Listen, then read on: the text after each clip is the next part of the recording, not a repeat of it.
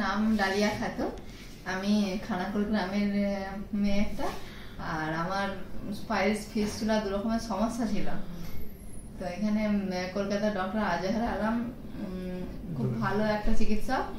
তো আমার আগে অনেক সমস্যা হতো।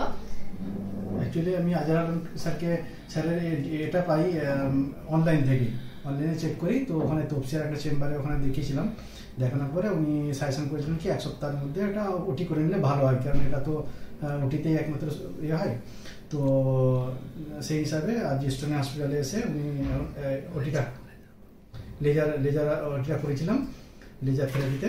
তো এখন তো সুস্থ আছে, এখন প্রায় 1.5 মাসের উপরে হয়ে গেল। তো এখন সুস্থ আছে সম্পূর্ণভাবে। স্যারের ব্যবহার খুবই ভালো, স্যারের সঙ্গে দেখিয়ে হ্যাপি। তো ওনার যে টিম আছে ওনারা অনেক কোঅপারেট করেছেন ভালো।